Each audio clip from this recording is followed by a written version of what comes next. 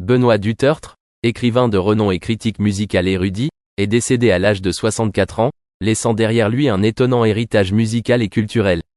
Né le 8 janvier 1960 à Paris, Dutertre s'impose comme l'un des meilleurs écrivains et critiques musicaux de sa génération. Il est non seulement célèbre pour ses œuvres littéraires influencées par la nostalgie et l'esprit de rébellion, mais également largement connu pour ses écrits profonds sur la musique classique et contemporaine. Dutertre a une rare combinaison de nostalgie et d'approche moderne dans ses compositions.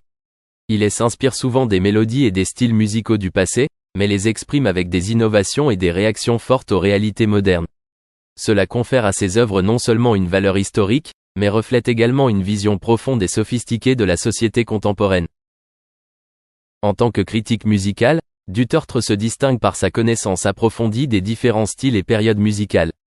Il recherche et explore constamment de nouveaux aspects de la musique classique et n'hésite pas non plus à discuter des tendances et des genres de la musique moderne. Ses critiques contiennent souvent des opinions personnelles pointues et des analyses détaillées, faisant de ses écrits une ressource précieuse pour les chercheurs et les mélomanes. Dutertre a également un style d'écriture engageant et intellectuel. La combinaison de ses profondes connaissances musicales et de sa capacité à exprimer des émotions fortes dans ses œuvres littéraires rendait ses écrits impossibles à ignorer. Il a la capacité d'évoquer des émotions profondes et de créer des images vives à travers son écriture, ce qui l'a aidé à construire un style distinct dans les cercles de critique littéraire et musicale. Le décès de Benoît Dutertre laisse un immense vide dans le monde de la littérature et de la musique. Cependant, son héritage continuera à perdurer à travers les œuvres et les écrits qu'il a laissés. Les amateurs de musique et de littérature se souviendront toujours de lui comme d'un écrivain talentueux et d'un critique musical érudit. Ses opinions et analyses contribuent non seulement à élargir la compréhension de la musique, mais apportent également de nouvelles perspectives sur la culture et la société. La combinaison de nostalgie et de rébellion dans l'œuvre de Dutertre a laissé une marque indélébile, faisant de lui une figure vénérée et mémorable dans l'histoire de la littérature et de la musique. Le 10 juillet 2024, le message de la journaliste Cécile Delarue sur la plateforme X répandait une vague d'émotions fortes et profondes après l'annonce du décès de Benoît Dutertre. Cécile Delarue, avec la perspicacité et la sophistication d'une journaliste chevronnée, a partagé un article émouvant et sincère, exprimant ses profondes condoléances pour le décès de Benoît Dutertre, une grande influence de la littérature et de l'art. Benoît Dutertre, célèbre pour ses œuvres littéraires, a laissé derrière lui un héritage culturel riche et précieux. Il est non seulement un écrivain talentueux mais aussi une personne ayant une profonde influence sur la communauté littéraire française.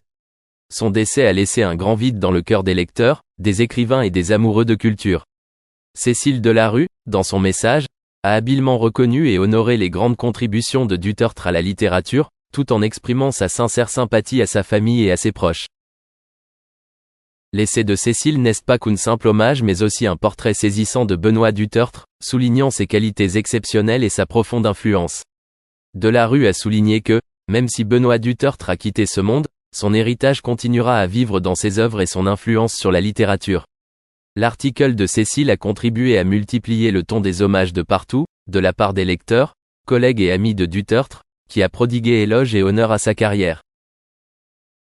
En effet, le message de Cécile Delarue a non seulement créé un moment fort dans l'hommage à Benoît Dutertre, mais a également contribué à diffuser plus largement l'esprit de respect et de gratitude. Les éloges et hommages ultérieurs de la communauté dressent un tableau clair de l'influence et de la valeur de Dutertre sur la littérature et les arts. Des articles, des discours et des partages de personnalités éminentes de l'industrie ont souligné l'importance de Dutertre, non seulement de son vivant, mais aussi aux yeux du public après sa mort. Avec le message émouvant et profond de Cécile Delarue, la perte de Benoît Dutertre est non seulement reconnue mais commémorée avec tout le respect qu'il mérite. Cet honneur a ouvert un espace pour que les générations futures puissent continuer à apprendre et ressentir les valeurs que Dutertre a apportées à travers ses œuvres. Ces hommages continueront à se propager et à préserver son héritage, contribuant à maintenir vivante la mémoire et l'influence d'une grande figure de la littérature. Son décès constitue non seulement une grande perte pour sa famille et ses amis, mais aussi un grand choc pour la communauté musicale et littéraire. Benoît était connu non seulement pour sa critique musicale pointue, mais aussi pour sa passion et son dévouement inébranlable pour l'art et la culture. Étonnez-moi Benoît est une émission télévisée de premier plan où Benoît rapproche du public des musiques moins connues. Grâce à son analyse approfondie et à sa perspicacité subtile, De nombreuses personnes ont eu l'occasion de découvrir la beauté cachée de la musique à laquelle ils n'avaient jamais pensé. Ce programme n'est pas seulement un lieu d'introduction à la musique, mais aussi un espace intellectuel pour discuter des tendances musicales, des grands compositeurs et des classiques, créant un pont entre générations d'artistes et mélomanes. Benoît est non seulement un critique musical, mais aussi un écrivain de talent, dont les nombreux articles, livres et critiques ont profondément marqué les domaines de la littérature et de la musique. Il avait la capacité de transformer des idées abstraites sur la musique en mots clairs et faciles à comprendre, rendant la musique plus vivante dans l'esprit du lecteur. Sa contribution dans ce domaine ne peut être pleinement appréciée par des mots, car il a contribué à façonner et à développer la compréhension de la musique par de nombreuses personnes. Le décès de Benoît a fait perdre à la communauté musicale et littéraire un ami et un compagnon précieux.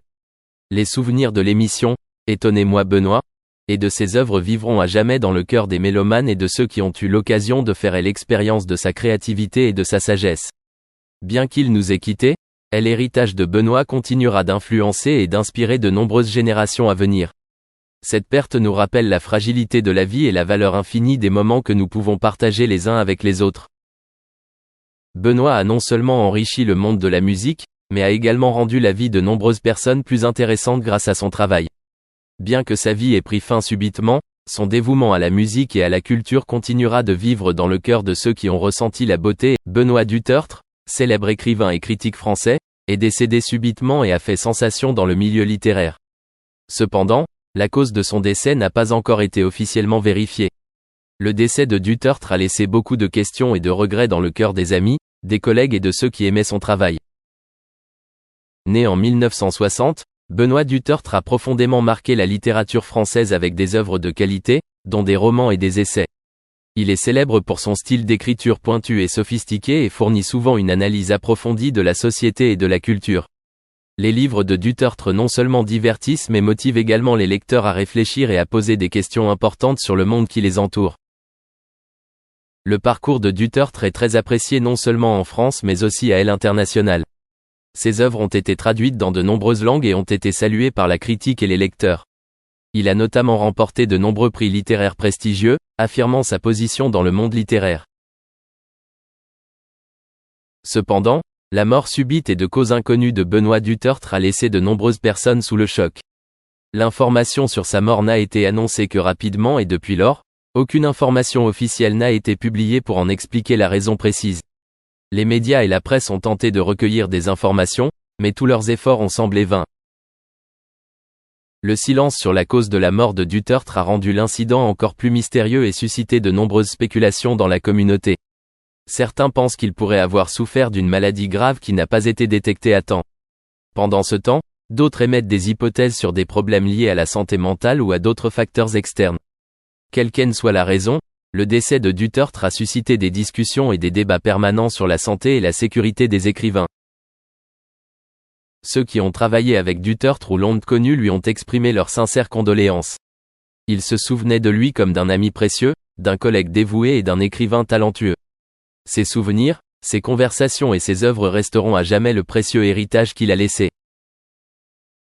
Bien que la cause du décès de Benoît Dutertre reste invérifiée, cette perte a provoqué un grand vide dans le monde littéraire.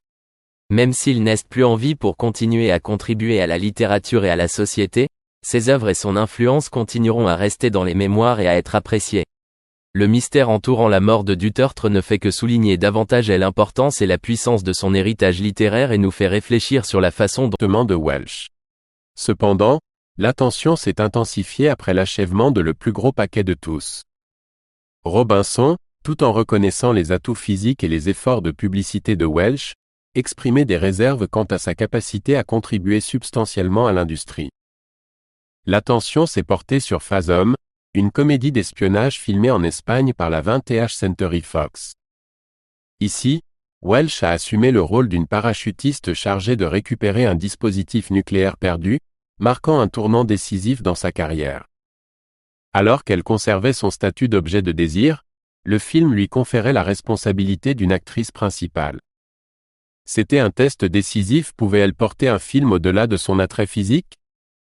Le critique de cinéma Roger Ebert, connu pour son utilisation parcimonieuse des 0 étoiles, a fait une exception pour Fathom. Le Los Angeles Times, faisant une comparaison peu flatteuse avec l'actrice notoirement peu compétente Maria Monte, a remis en question les talents d'actrice de Welsh tout en reconnaissant son attrait esthétique à l'écran.